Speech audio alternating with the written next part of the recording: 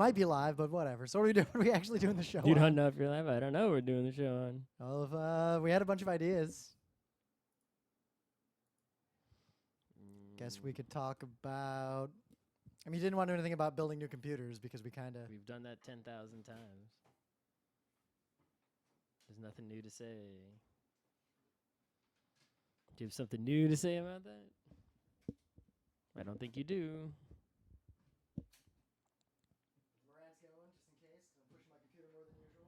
Mm-mm. Mm-mm. What? Not doing this podcast twice. All right, everything's going like normal. We might be live streaming. Might be. You're not It looks sure. like it's working. Except Is it's there a URL for showing... this live stream so I can chat and tell people they're stupid? Yeah, I'll tweet it out because whatever. They can see some of my stuff. Can't see my browser though. Oh, someone's already watching. Oh my god. Is sure that's not you? The sixth goon is watching. Okay. All right, where's the Stop watching stream Sixth options? Goon. Hey, this is actually a backer goal. If we get enough, oh, no, I don't want to say Rim versus Overwatch. I want to say GeekNights Live.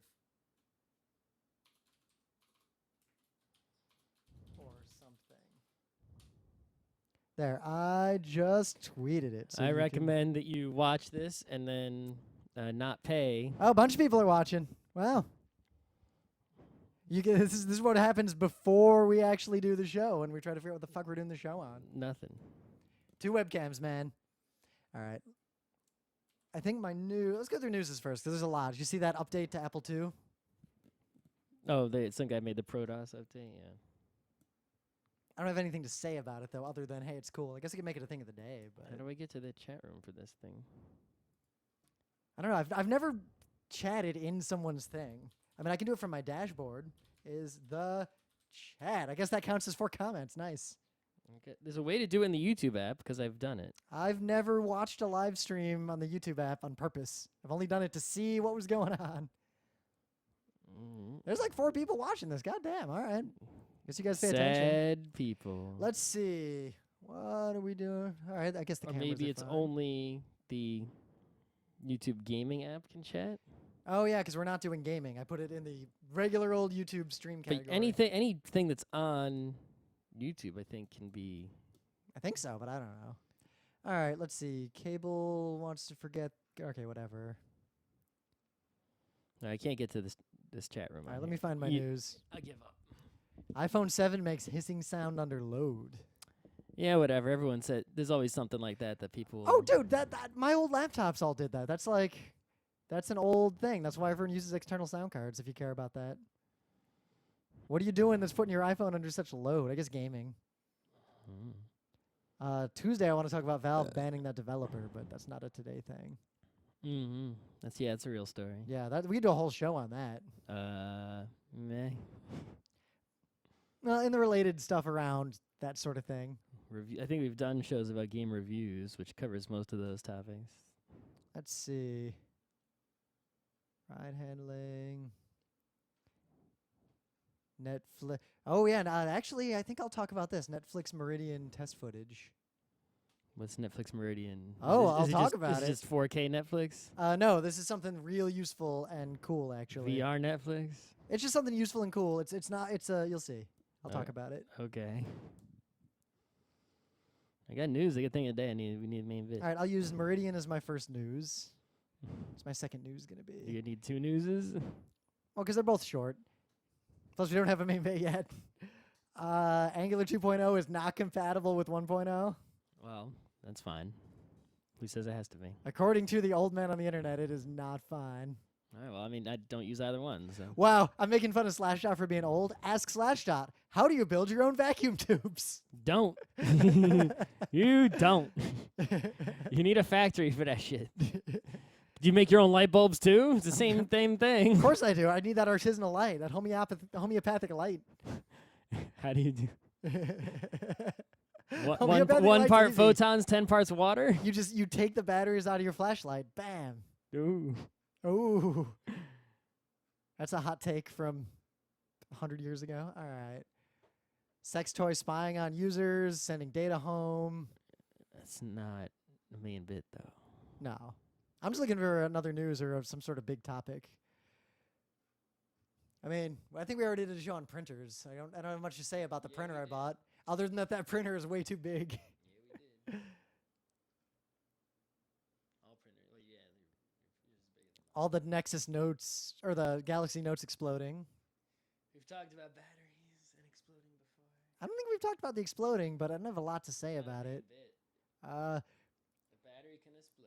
I can't believe you people are watching this. So if you have an idea for a Monday show topic, tell us. I'll look at the comments again in a minute. Yeah, I'll hate you less.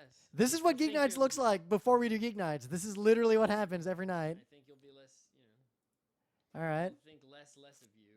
21st century, whatever. Poaching. I don't really want to talk about hiring and jobs or all that, but the whole like poaching and the non-compete Technology nonsense that applies to all industries, not just technology. really only happens in technical industries, It's though. just the only job that's left. No one else is doing any other work. Everyone else is the only other job is sit at home play video games. Wow, there's all these big news stories about the iPhone 7 that are like a line item in a bullet list. Cities, dry ice, something. Everybody's canceling cable finally. That's not news. Apple II OS update. I'll mention that. That's the second little news. All right, where's the chat? What did typing?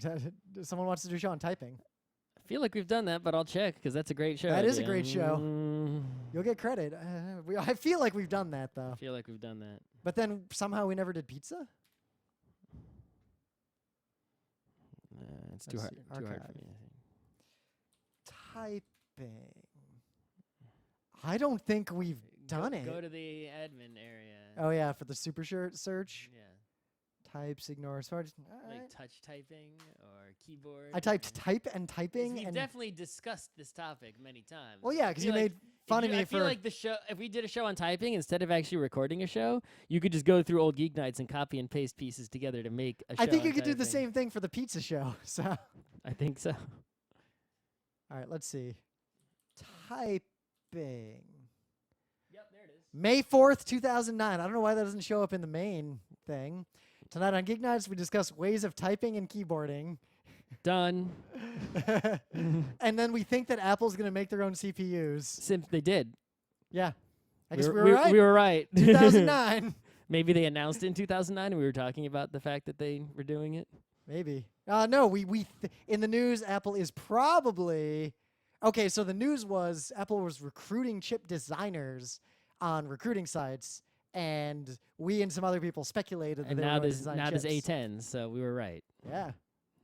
Technical writing. Uh, I write a lot of documentation. write it. Tech textbooks. Don't buy them. Fuck you. They want actual poaching. That's the Thursday show, guys. Don't do that. Yeah. Or do it. It's really profitable, apparently. Don't do it.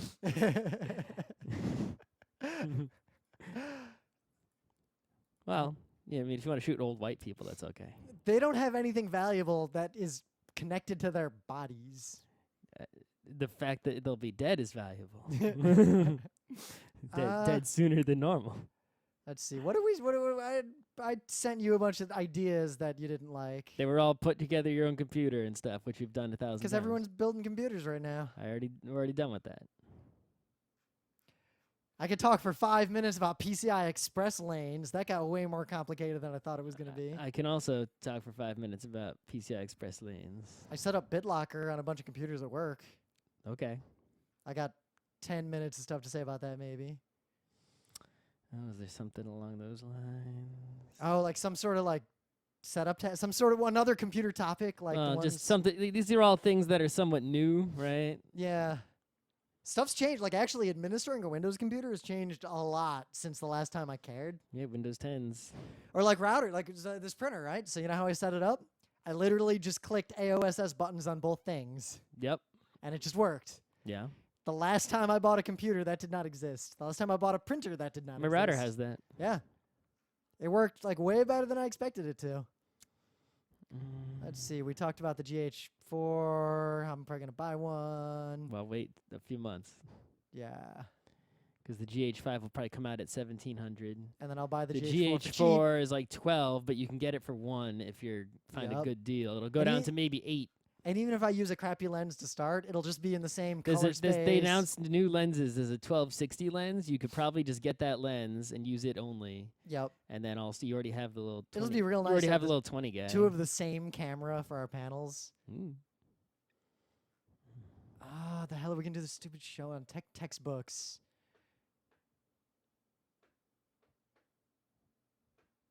PlayStation 2 disc non-copulous DVD. That Why don't we shit do- is actually arcane. All right, forget textbooks, right? All right. Let's just do like best all technology books. Oh, all right. Just in Period. general. Yeah, just keep talking about different ones Yeah. until we fill up the time. I have not read any in a while because I tend to just go to Stack Exchange because I'm always solving a specific thing. That's right. That's our moral will be that those books are dead. Yep. I have some uses for them, but yeah. I haven't bought a book with an animal on it or needed one. We have Safari at work. Oh wait, I haven't got a even whole logged bunch into over it. there. Look at that. I got all the Cisco books that I should just throw away. I got a bunch too. I got to throw away. Python. That's probably Apache.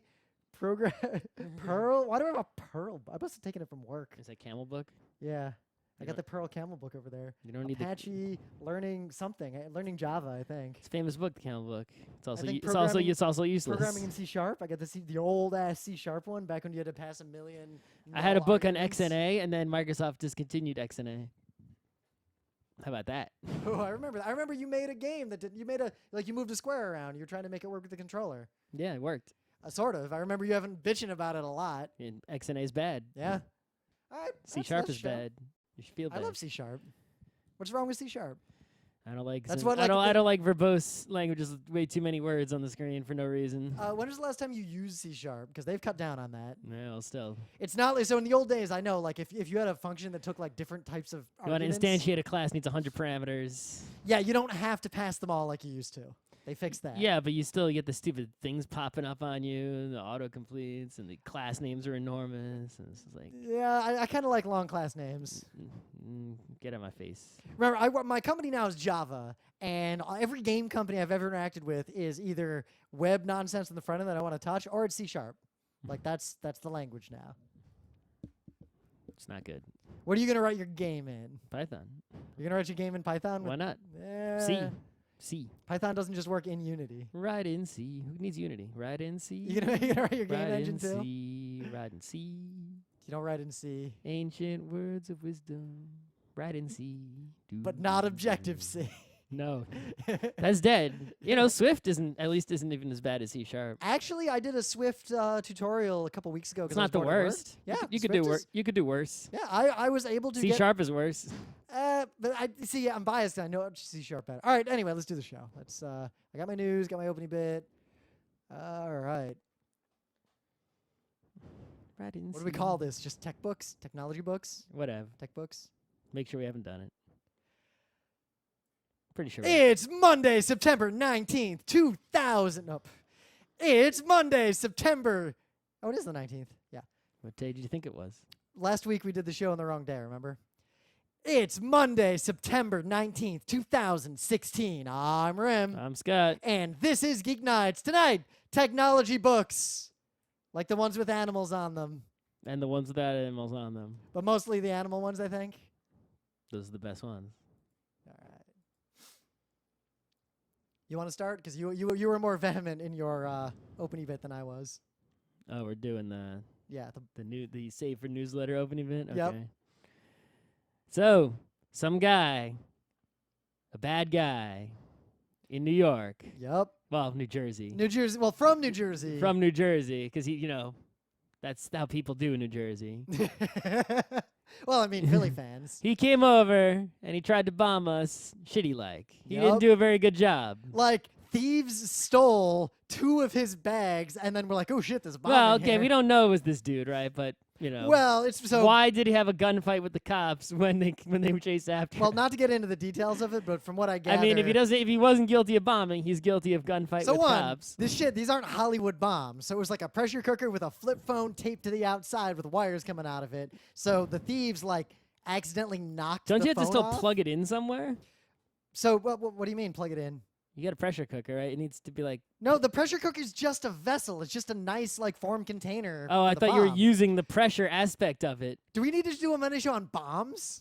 I know a lot about bombs. I always thought when you want to make a pressure cooker bomb, you need to plug it in so No! that it works. This is why you would be a You terrible just put terrorist. What you could just put the bomb in a pot. Why do you need to put it in a pressure cooker? Pressure cookers have much thicker walls and nicely sealed to compress the blood. There's a lot of reasons to use a pressure cooker. Okay. Anyway, the moral is real life bombs by non-professionals are not Hollywood bombs. Apparently, the way to disable these bombs is just to pull the cell phone off and then they won't go off. Pretty much. So, yeah.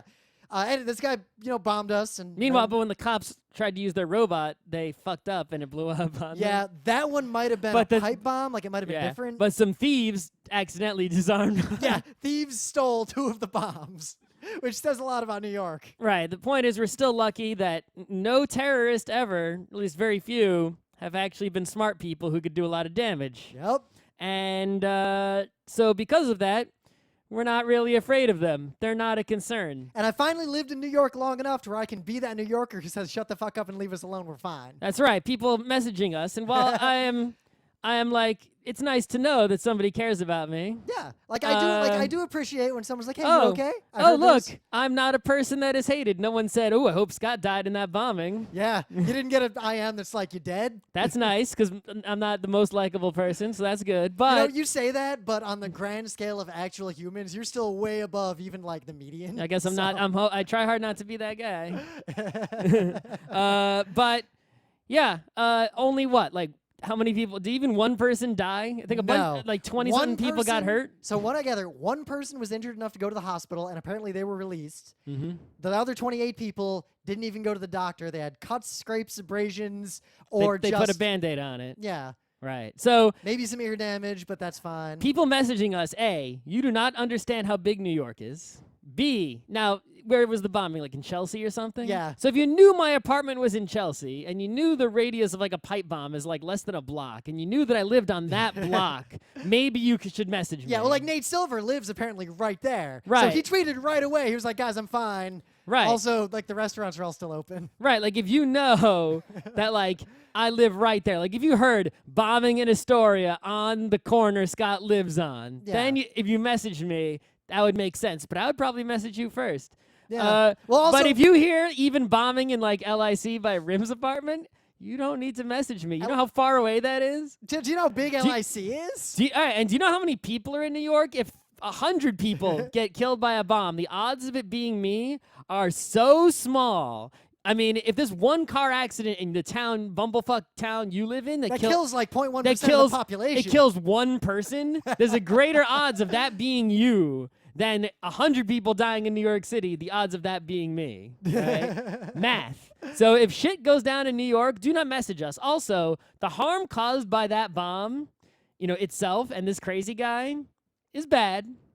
But it's so small compared to the harm caused by the fear that suburban people have. Well, because it's telling. Right? No one in New York was tweeting like, "Oh my God." The harm caused by the existence of the TSA alone is like that guy times 100,000. And the reason the TSA exists is because you suburban people are cowards, unlike us New Yorkers. So stop being fucking afraid. Stop watching the goddamn news. Right? Well, learn something about New York, or if you want us to respect you as a human being, move to New York. Not to say don't consume news. Don't watch news. Don't if you're watch. watching news. You're watching CNN. Don't at best. consume the typical fear-mongering nonsense news that's making you think that way. Now, to get back to your actual point, because there's a story, because the anniversary of 9/11 was recently. Oh, thank you, New Yorkers, for all the funny tweets about how we don't give a fuck. Oh my God, I saw Fark was pretty great about that. I mean, that's one good thing about the One of the suburban first posts people on being Fark- so afraid is that us New Yorkers get to be like, well, look how brave we are. Why, yes, we aren't as cowardly as you suburban folk. Thanks for reminding us. On September 11th, when the attacks happened, the real attacks, Scott and I were in Rochester at RIT, right? Mm-hmm. And they happened, and then every relative I had tried to call me on the phone that day and in the days to come to find out if I was okay and if I was there. And I want to point out that home was Detroit. Going to school in Rochester, and the 9/11 attacks happened in New York City. A New York 6-mile drive. New York City is further away from where I was in college than where I was in college was from Detroit. Yeah. New York City is a 6-mile drive from Rochester. 6 7 maybe? mile? No, 6 hour. Hour drive. It is But you know what? Even 6 miles away from the World Trade Center, you would have been just fine. it is a 5.5 hour drive if you are insane. Yeah. But and even now, the other thing is, I guess it's more people just like the common thing you're expected to say is like, "Hey, are you okay?" But everyone who said that to me knew I was okay because one, I don't stop tweeting. Like you'll know something's wrong if you hear about a bombing and then Rim's not tweeting because I'm tweeting all the time and I'm just doing shit on the internet all the time. So I think it's more that people say, "Hey, are you okay?" But really they mean, "Hey, sorry that happened near you." But that sounds kind of weird to say to someone. What you should say is nothing. And also, Well, I'll make it much more also suburban people, are you okay? I mean, you're driving that really dangerous car every day. I'm worried about you. Dude, we should message Skojo every day and be like, "Oh my God, are you okay? I heard you had to drive to work." Yeah, it's so because that like in all seriousness, driving is fucking dangerous. Like I am scared. Things I am scared of: getting in a car, being near a car, cars. I'm less afraid of being in Police. a car than biking next to cars. Right. I mean, if I list the things that I'm literally, actually, not joking, scared of. Police and cars are like the top of the list. Terrorist bombing me is so, even though it just fucking happened, is so far down the list. I'm more scared of like an animal in bed bugs. Yeah, I was about to say, my list is number 1, I'm afraid of being hit by a car while riding my bike. Number 2, I'm afraid of being hit by a car while walking on the sidewalk. Number 3, car. 4, car. 5, car. Truck. 6 bed bugs. 7, stabbing hobo. 8, TSA. 9, regular cops. Right, it's like If a bomb went off, terrorist is so not something I'm afraid of. if terrorists bombed New York and killed a person every single day of the year, In order to move I up, would still be more afraid of cars than of bombs. in order to move up the list, terrorists would have to like be so smart and be so much more frequent than they have ever been. And at that point, then, that's when weird stuff happens and things change. I mean, I've spent a lot of time in places where that sort of thing happens, and it sucks, and I don't want America to get to that point. Yeah. I don't want to go through a metal detector to go to the mall. And you know what? We won't have to if you suburban people aren't so afraid. If you stop being afraid, then you won't want to put up a metal detector because I'm ready to get on a plane with no security whatsoever. Yeah. I will walk onto a plane the way you walk onto the subway. I don't give a fuck. So it's like that in Singapore, Scott. When you go to the airport in Singapore, you'll just you check in, and then you're walking and you're walking and you're walking, and then you realize you never hit a security line. You're just literally at your gate. That's how airplanes were in the Yeah, U.S. and in then the you know 70s. what they do? There's one metal detector at the door to the jetway, and you just go through that metal detector getting on the plane. I'll go in without the metal detector. I'm okay with the metal detector. I mean, I'm okay with it. I don't give a shit, but Like, I'm the metal so detector, in terms I'm of so bang okay. for your buck, like bang for your buck and bang for your inconvenience, metal detector is like one of the greatest inventions in all of history. I mean, I'm not going to say get rid of the metal detector, but I'm saying if it wasn't there, I would still get on the plane. Except when the TSA added the happy about scanners, they it. actually did get rid of the metal detector. They did. Yeah. Uh, Anyway, we're fine, guys. You got any news? I do have a news. So for people who don't know, right now, I think it's in Germany, there's an event called Photokina, and Photokina is basically, it's like the packs of cameras. Right, this is where all the camera companies announce. So what's the Photokina-thon finale? I don't know, but there were tons of camera announcement type things, right? So there's the GoPro Hero 5 we knew was coming. It looks to be it's mad waterproof without any case on it. All the other GoPros, you have to put like a plastic thing around it. This one you can just throw in the fucking ocean. I might get one. I have a GoPro 2. And it's so busted and old. I'm gonna get the new one. Like I use my GoPro 2 a few times. But I use it a lot. When it came out, the video quality was amazing, but by modern standards, it looks like shit. It does look like shit. So and like it's so bad that I can't use it as like a backup camera at our panels. But the new GoPro, like. That's better than the camcorder. I mean, I can use it, but I mean, the new one's gonna be better. No, but and if it's so I use for it, what it costs, right? It's like $400 to get the top of the line one. Yeah, it's a deal, right? And then they also announced the GoPro's official drone, which looks to be like, as far as drones go, a really fucking good drone. But what am I gonna do with the drone? Well, the thing is, get it confiscated. It's like, here's what I would do with the drone, and it's the most compelling use case I have: is I would have it follow me skiing. I don't think Except- this one can follow you on its own. It's remote control by hand. Yeah, well, in that case, to get a friend to do it. But I would just buy one of the fancy ones that follows you because those exist. The problem is every ski resort in the world is banned drones. Yeah, because so- you'll fucking kill somebody. probably not. In Uh-huh. fact, so here's the problem. A little gust of wind it blows someone skiing real fast. Oh, spinning blade in the face. Well, one, the drones fly real high. Like you don't, Uh. they're not like right behind you. Well, if it's a GoPro camera, it's got a wide angle lens. You want to get it close. Yeah, Anyway, guess we could use it to spy on people. other announcements. They announced the Panasonic GH5 will be out early next year. It's Meaning, if you want a badass camera, wait until that time and buy the GH4. Yeah, I mean, it's better than the GH4, but it's not better in a way that'll matter to most people. It's like, do you really need your 4K at 60 FPS instead of 30? Maybe.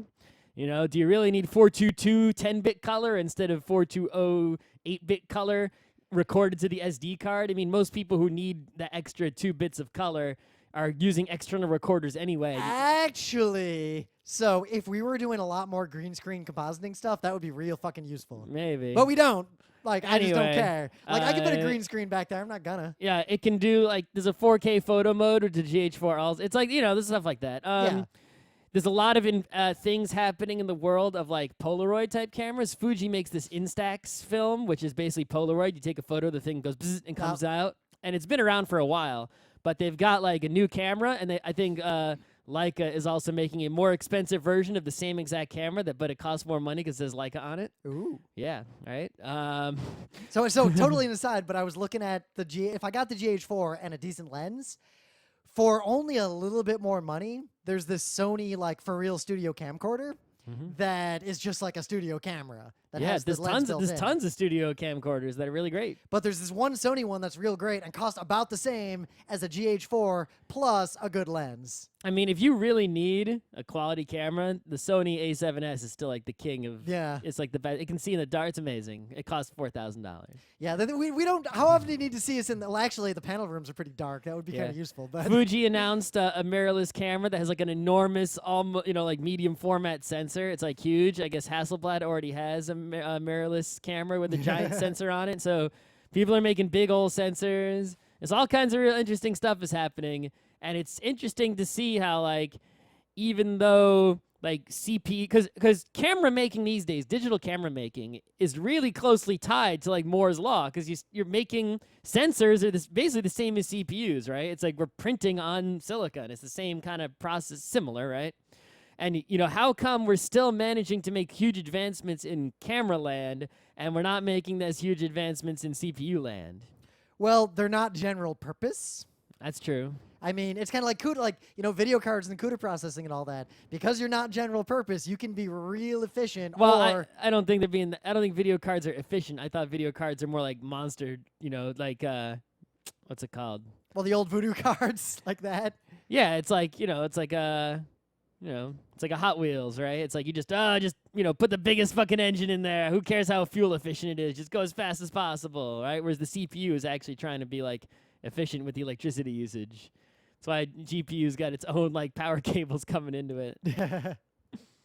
So, in other actually semi-related news, Netflix has this Meridian test footage that is like a benchmark video to be used to test things like end-to-end processing or video pipelines or 4K TVs or whatever.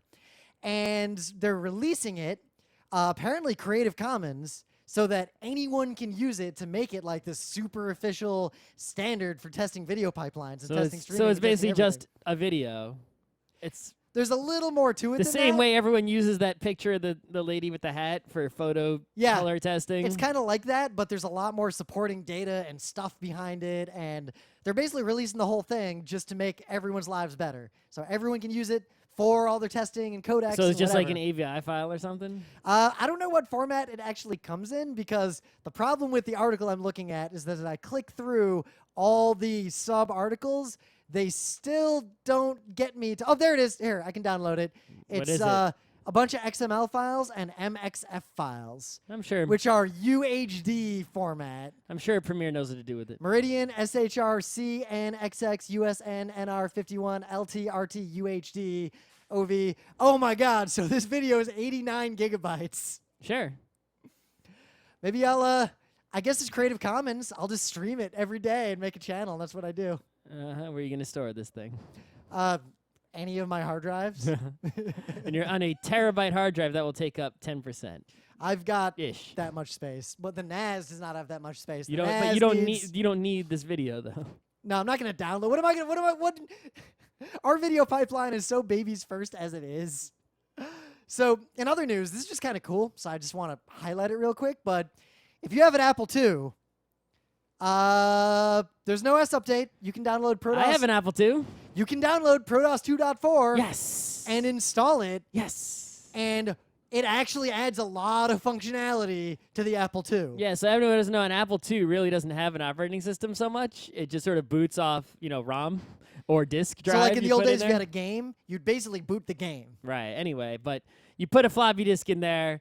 You turn it on. It automatically starts loading the disk into the RAM, and then it runs it. That's how it works, right? Yep. And if you want to switch, if you have to flip the disk over, it unloads most of the first disk from the RAM mostly.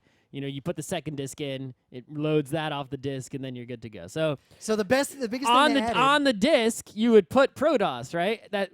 As like the thing that you put on the disk along with all your software. So if you put a disk in your Apple II and you turn your Apple II on, it says ProDOS, and then your game starts loading. So the main feature they added in this release is Bitsy Buy, which is a menu-driven program launcher that allows for navigation through files across multiple floppy disks, and then someone added or hacked USB floppy disks. The way actually, It runs in less than a kilobyte of RAM, leaving plenty of room to actually run the I have a RAM applications. expansion in my Apple II GS, which already has more RAM than your average Ooh. Apple II. You know how I load software on my Apple II? There's two really clever ways I do it. Because I have 5.25-inch floppy disk drives, Yep. but they work okay. They don't work great. I can't get the 3.5-inch one. They're actually hard to come by, the drives and the disks for that, even though that's the best way. There's two other methods I use. Method number one, I take my iPhone or something, and I take a headphone cable, and I go out of my iPhone and into the back of the Apple II, and then I find a WAV file of the software and press play, and it's like a cassette tape. They used to be able to load software from cassette tapes, right? So a cassette tape can be turned into a WAV file, and I just play the WAV file at full volume on my phone. The Apple listens to it, thinks it's a cassette tape, and then you have software. The other way I do it is I have a cable, a fancy cable, and one end is USB on my real computer, and on the other end is the thing the cable that would come out of a modem if you got a modem for your Apple II GS. So then I type some stuff on the Apple II and press enter, and then I run some software on my computer and point it at a file, and I say, computer, that file, send it. And it sends that file over the USB, and the Apple II thinks it's getting a file from the modem over the telephone. It has no idea that this is a modern computer who's sending it over USB. And then, boom, Oregon Trail's on the Apple II screen. So those are my two methods of loading software on my Apple II. The other cool thing it's got is a boot utility that's under 400 bytes, so it'll fit on one block of storage. And yeah, that's it. This is just super cool. I'll have to load it. Maybe I'll load this up. You probably should. Now, if you don't happen to have an Apple II laying around, there's a link on the thing I'm linking to, where there's an online full web emulator where you can just pretend you've got an Apple II. And run whatever arbitrary applications on it all in your browser. Yeah, I think the thing that you want, the software, if anyone's wondering, I think it's called ADT, is the thing that you use to load, to connect between a modern computer and an old Apple II. I also have a Mac Plus, but that is harder to interface with, even though it's a newer, better computer than an Apple II. Actually, I think it might have.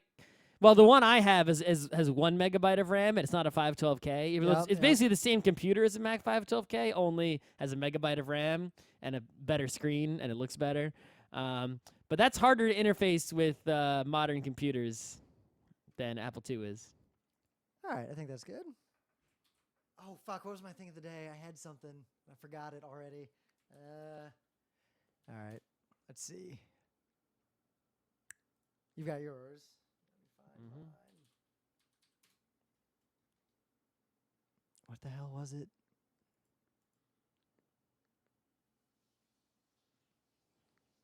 Highwayman Spore. The Bandexter's Lab episode. I already did the fire ants. I don't remember what the fuck it was. All right. You lost your thing of the day? I lost my thing today. Let me find another one. Good job. I'll do this Linus Tech Tips channel because it actually has good stuff. It's a good channel, but it's a typical YouTube channel where he's got sponsors and he's Yeah, but he has good advice. Yeah, they are telling you the truth on that channel, but editors don't like their stereotypical YouTube style of like rate and subscribe. Go to our sponsors. If we did more rate and subscribe, we'd probably have a lot more subscribers and ratings. Yeah, well, for me, that's the opposite, right? If you do rate and subscribe, I'm not do gonna subscribe. I could do the Beyond the Press of the bicycle disc brake because that was pretty good too. That's old. Of course it is. I'll do the Linus guy because it's computer buying season. So, but anyway, things of the day. So it's computer buying season. I mean, Scott bought a new HTPC. A bunch of our friends bought new computers. Oh, new HTPC is so fast. Like every game, just like bam. Yep. Emily's upgrading the hard drives in her PC. I bought a bunch of PCs for work. I'm real close to upgrading my PC, and it's time. Does anyone want my old HTPC? It's like it's not bad. It just isn't fast. Yeah. If you just want to watch videos on your TV and play games that aren't super fancy 3D, like it can play Rocket League at low frames. My HTPC and low settings. performs worse playing Rocket League than my laptop does. Yeah, but it's not bad. As an HTPC, my old one is still great. In fact, if you took out the magnetic drive and put an SSD or just added an SSD, it would that's probably most of the slowness right there is that drive.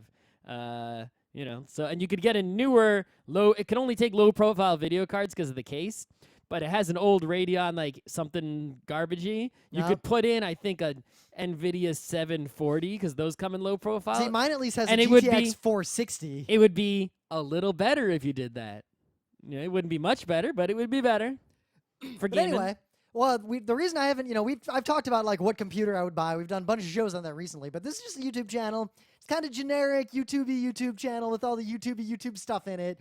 But if you don't know the stuff like what good CPU should I buy, or what the hell is a PCI Express lane, and why does this motherboard have 20 and this has 16 and all that kind of crap, you should just go to this channel and watch these videos, because the reason we're not going to do videos like this is that I was going to do a few, but these guys are much better, more production value. Well, the thing is, this is a level of knowledge that you only have if you're basically constantly currently building computers. Like they have like the that's level, your thing. Yeah. Or you're literally going through the process right now, and then your information is obsolete almost immediately. Like if you asked me in 2001, I could make every one of these videos for the technology in 2001. But in 2003, nowadays, fuck if I know. I'm going to watch a video like this. right?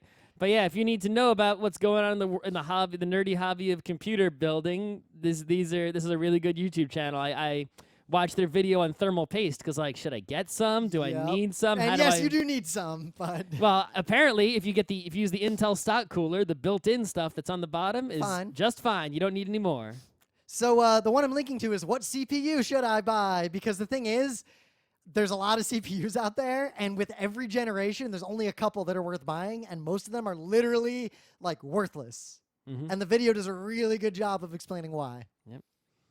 So you got a thing of the day? I do. So it's just, it's a typical internet kind of nice, good feeling video. This person has a YouTube channel where they do the domino projects. You set up a bunch of dominoes and knock them down in a beautiful fashion. That's a hobby I do not have the patience for. And I think she said this at the end of the video. I didn't watch it again, so I don't remember. I think she said this is her third biggest project ever. Third biggest. Thousands and thousands of dominoes in this crazy, awesome spiral. So it was really fun to watch this and mesmerizing, and it took a lot of effort to set it up. I'm sure I would not have the patience, and I would knock it. I'm sure I would knock it over like 1,000 times. As a kid, I did not have the patience for Domino Rally. We had Domino Rally, and there was a machine that would even like lay your dominoes down for you, and I still could not deal with that crap.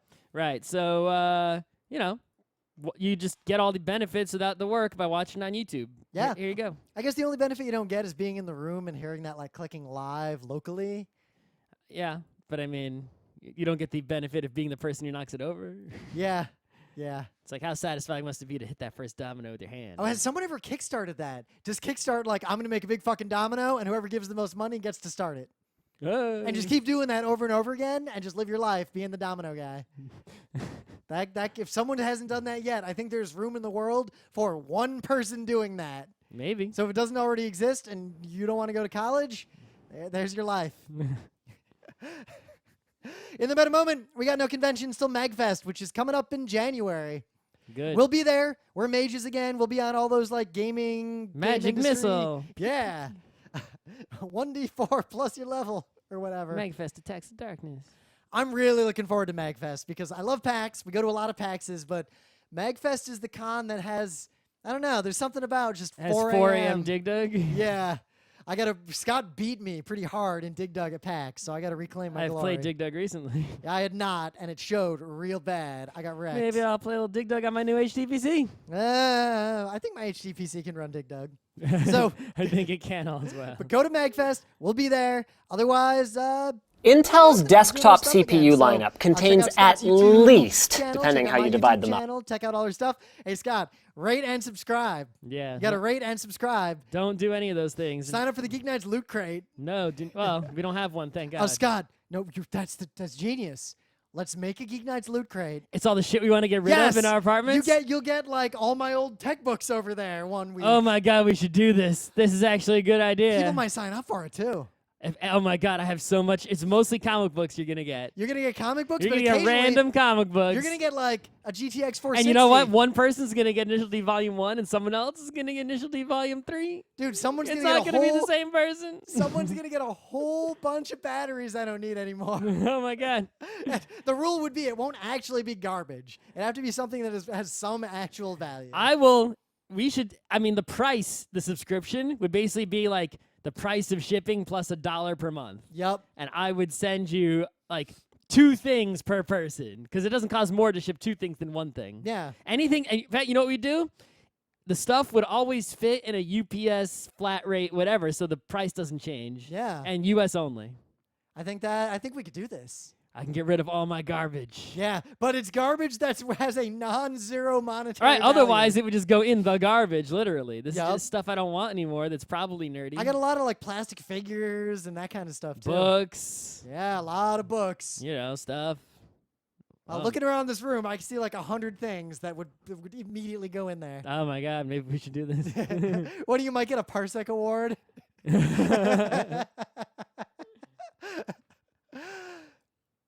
Some games. Yeah, all the old board games. I would do that though. I'm gonna look into this. I wish I had the power to touch things that I don't want and send them to somebody who would enjoy them the most in the world. That might be the Geek Nights Loot Crate. Yeah, it's called pain in the ass. But like if I could go like ding and whoever wanted that comic book a lot, it would have What if nobody wants it because it's a sad, crappy comic book? I mean, it might be to the point where like somebody's super bored sitting on the toilet and suddenly Dr. Slump appears or something. No, we want that. I'm sure we want that. I was just using that Don't send that away. Send that away. That's rims. I can't send rims. Yeah, I gotta read that still. Send All away. right. Let's finish the show because I'm hungry. Some bed. I'm making no. Yes. Blue Apron. Okay. So in typical fashion, we looked around the room until we came up with the show topic for today. Mm-hmm. And what's in that bookshelf way over there? A whole bunch of O'Reilly books. I hope we haven't done this show already. Well, tech books in general, those sort of like any book. I think we're gonna qualify this. Are we just talking like computer technology? Because I have other technology, like I have electronics books. I and mean, things let's just too. do what we can, right, and get the show over with. Yeah, but the books that are technical references to things, typically O'Reilly books or like the books you get to pass your CCNA or whatever. Anything in the section of the bookstore where those books are. The kind of book that your company like even dummies, buys, even dummy books. like the dummy books. At least the ones that are about technology. I've always been kind of deeply bothered by the existence of the dummy books because they basically say, I am a person who self-identifies as a moron who wants someone else to treat me like I'm an idiot and teach me superficial things about something. Yeah, but you know what? I only ever bought one of those in like 1996 or I bought 7. one on how to make Doom mods. I bought JavaScript for Dummies because you know what? It was the only JavaScript book in the bookstore. And It's Yeah. not like I could go to Amazon and buy a book. But then I bought this other Doom mod book that was way better and way more technical, and then I made Doom mods. Right. So, Back in the day, we used to have to buy these, right? Because even though for certain things you were working on, there were references you could get online, even in the slow, crappy dial-up internet days. Those references often were not complete. They didn't tell you everything. They were out of date. They were or they were just API documentation, but not actually teaching you anything, right? Yeah, Like you could here's go, a list of all the functions. Great. like you can get the Java API docs, but that won't teach you Java. You need to know Java to make use of that, right? So you'd need another book to teach you Java, and there was nowhere to just learn Java out of nothing. And back then, there weren't like videos online. It wasn't like there was no YouTube yet. YouTube there was no new. Khan Academy. There was no just hey, you want to learn Python? Here's an emulator in a browser. Let's go. Yeah, so nowadays you don't really need these books because books are nowadays, even if you get the books, they're out of date and they're useless, and the internet has much better reference, and there's nothing in the book that the internet won't have. Well, you've already hit on. I think we need to separate already. But in the olden days, the book was the best, and the internet was kind of not helpful. So you know how with board games, like in that game rules panel, we talked specifically about how the rules of a game serve two functions: the teaching of the game and the reference during the game. Teaching and reference are two very different use cases even here. I still think there are cases for the teaching side in books, but the reference side, I don't think there is anymore at all. Well, the thing is, for the reference side, the online reference is always going to be more up to date and better. But sometimes for certain kind of things, if you're looking stuff up a lot constantly, a book could actually be a well-indexed book. Could actually be faster and more efficient based on the quality of the online resource. Here's an example. There was a time in my life when I did a lot of DNS, DHCP, Samba, IT network admin crap because I managed this data center, like back at IBM. So even if there'd been online references where I could look this stuff up, having a book on all that stuff, like locally, even with little bookmarks in it, because I wouldn't remember all the weird syntax of setting up like some nonsense Samba, whatever, all the time. Yep. And even if online references were good, I looked this stuff up regularly, so I just had the book sitting on my desk. And if I were doing a job like that today, I'd actually just go to Stack Overflow every time, but the better solution would be to have that book on my desk. Now, there is one small case, but that it applies to a not insignificant number of people, where when you have to do technical work without any internet access. Military contractors. Right, like you're stuck in a place where there's no internet, like in a secret base or a boat. Hedge funds. Space. Yeah. And it's like suddenly you need to program something in like some language and you need documentation. If you don't get a book, you're going to have something printed out because you don't got anything else. Yeah. Well, you might have downloaded the documentation beforehand and brought it with you on a USB stick or something. So what I found is that the online references, which are objectively superior in pretty much every way, almost never have an actually useful form that's downloadable. Especially if it's like even the Python documentation, like you're better off bringing a book on the plane, at least on your Kindle. Something people don't know is that at least if you have a Linux machine, most Linux distributions, even most Unixes, when you install something, let's say you go apt-get install Apache on a Debian machine, right? By default, I'm pretty sure, it installs the documentation. You go into user local share doc Apache, and the Apache documentation is actually there in HTML form waiting for you. And if you look at the default Apache configuration that comes on a lot of Linux distributions, if you apt-get install Apache, and then in your browser go to localhost/doc, you'll actually get the index of all the documentation that's been installed locally, because it actually, by default, that's one of the folders that's like a web folder. There was a time in my life when I did that sort of thing all the time because I was always fucking around with like NTP and all this Apache crap. And if your Linux machine is set up in this way and you actually use that, it's actually really useful because that documentation will always exactly match the version that you have installed. If you apt-get install Memcache, let's say, I don't even know if Memcache has documentation, but let's say it does, and it installs Memcache documentation, that Memcache documentation will be for the version of Memcache that you have just installed. And if you go online, there might be some newer Memcache, and that documentation might mess you up because your machine has an older one. That is especially important. And you'd have to, every time you go to the Memcache website to look at the documentation, would have to click through to say, show me the old version. This is the version I have. But if you go to the localhost documentation, well, it's the right version. That is particularly important if you're working on a project where there's a fixed version of the thing you're using.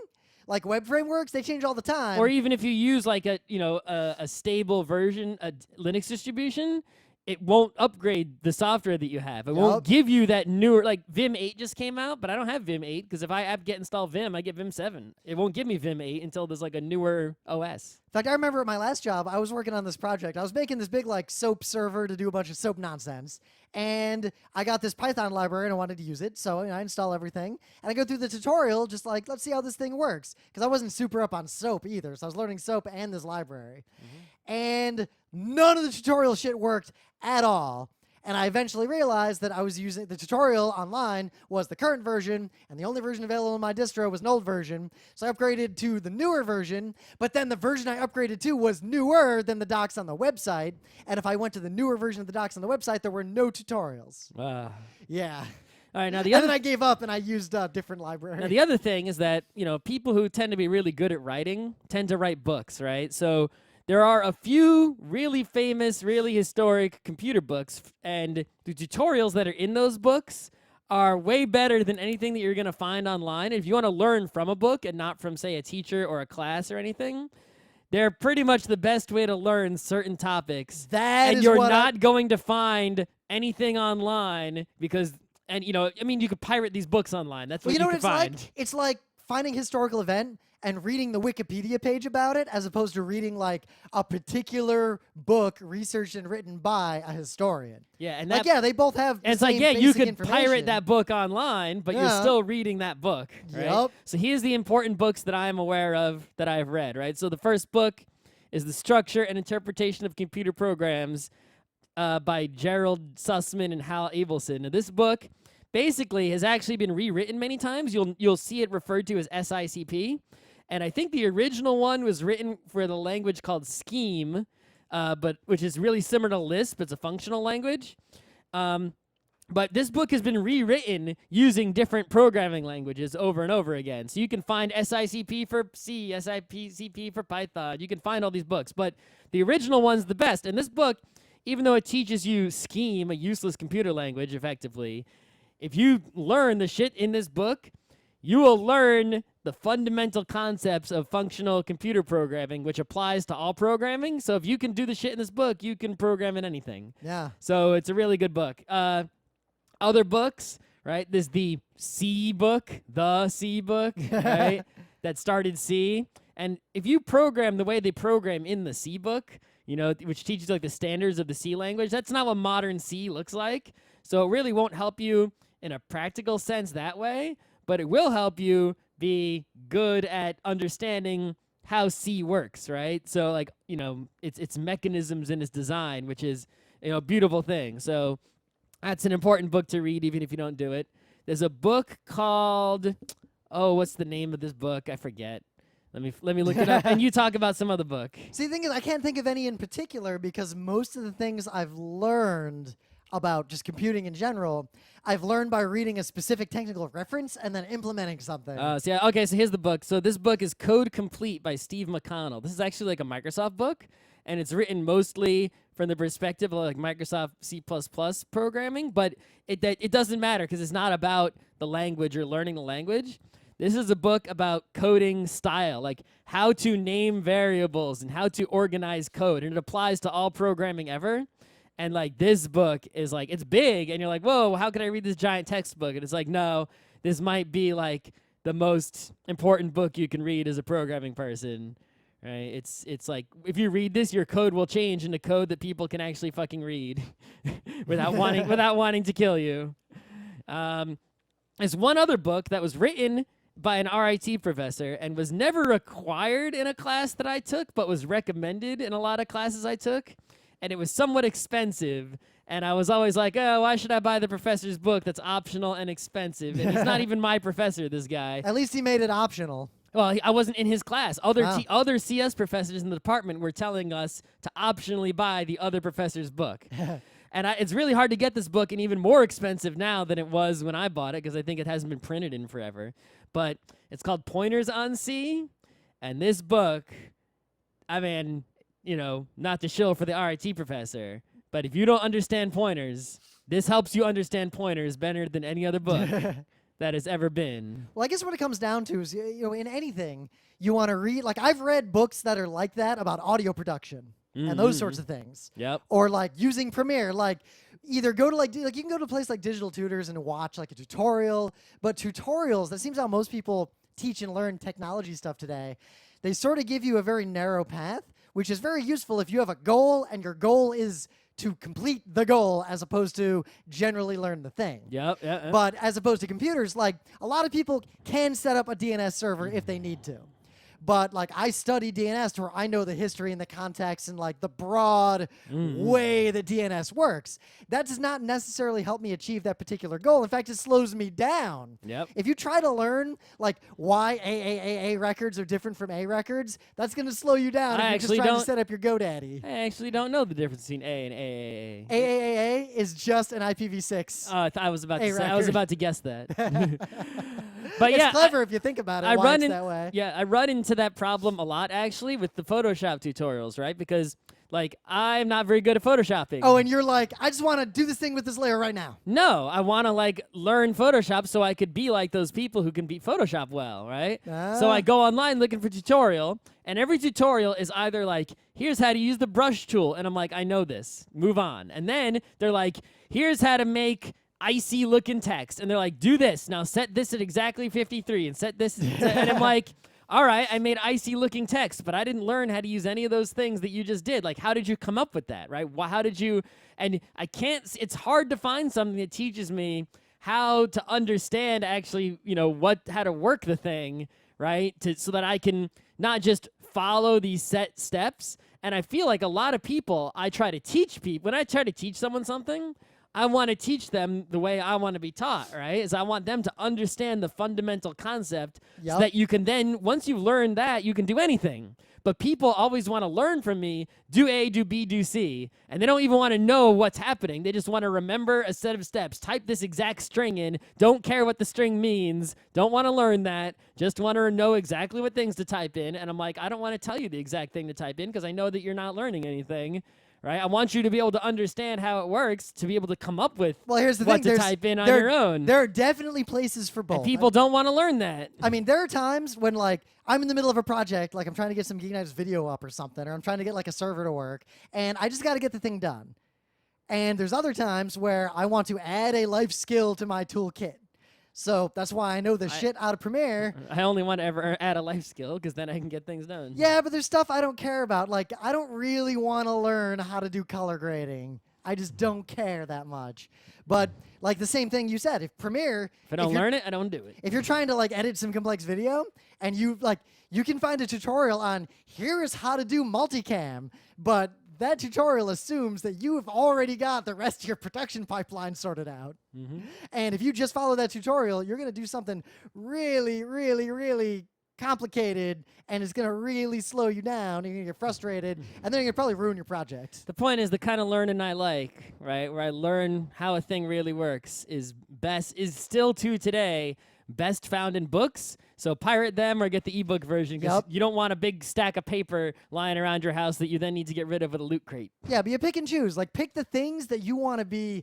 You don't want to just be, like, good at them. You want to be good enough at them to where you could teach someone else. Like, you could explain what you're doing. Yeah, that's right. But pick and choose. Like, some things. Be good enough at it that you could write a book about it. Yeah. But, like, Scott does not need to know the inner workings of DHCP. He'll go to Stack Overflow and figure the shit out. I know enough DHCP. I don't need to know how it works innerly, but I understand what it does. So what would you do if, like... I don't just know the steps to follow to get How would you make DHCP work if you have a switch? I mean, just put a router next to the switch. Okay. The router does the DHCP. DHCP requires some ARP broadcast stuff. I would just have a computer that's a DHCP server. What if you want a DHCP server to work on 2 different networks? I'd have to like bridge the networks together so that one network sends its DHCP broadcasting to the other one. You don't want to bridge the networks together. You want to use a DHCP relay. Okay, I didn't know that that's a thing. But yeah, because you know what? You're never gonna do that. Does anyone even do that? Almost all good routers have a DHCP relay capability. But I'm saying, does anyone actually set those up? Like, yeah, if you have one corporate DNS or one corporate DHCP across like your networks, but you have like a production network that's isolated from that kind of stuff. But that's the kind of thing that you will never do in your daily life. So there's literally no point in you Yeah. knowing how offhand or even learning the stupid details of why it's the way it is. Right. All right. Anything else to say about books? Yeah, honestly, I'm pretty much getting rid of all my reference books. My phone's ringing. Uh-oh. And we're done. All right. And now I got to do the Patreon thing. Scott has a phone call to make in there.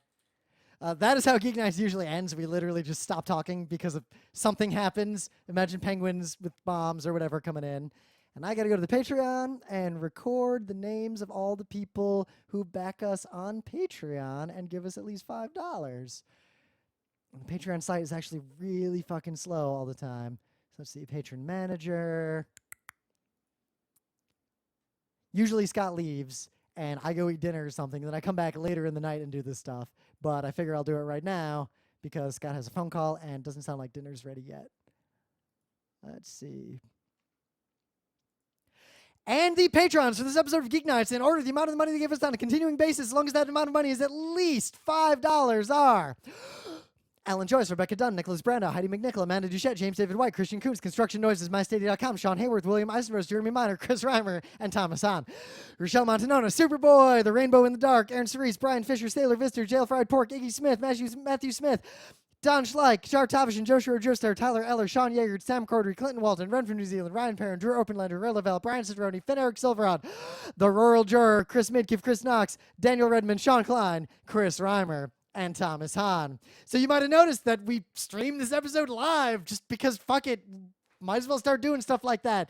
This is the kind of stuff I said we're going to try to do more and more now that we're back and we don't have anything going on. However, I might be flying to stupid Chicago on Wednesday morning and flying back Thursday morning, meaning there probably won't be a Wednesday show this week. So not quite regular schedule yet. And then starting in mid-October, I'm going to be in Australia with Emily for 2 weeks, but we're going to get as much content out as we can in between all this travel.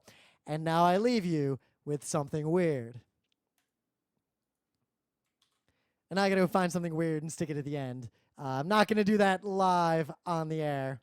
So the only thing I can show you really quick, well, I guess I can't show it to you easily because I got the scene set up kind of weird. Okay, is there any way to show you this without editing the scene? The answer is no. So that is what Geek Nights looks like mostly live, and I'm just going to cut this thing off, and we'll do this periodically in the future. The regular episode will be up later tonight, nicely edited and all the stuff. This is what it looks like raw if all the magic is hidden and you see just the raw Rim and Scott talking. Good night, everybody.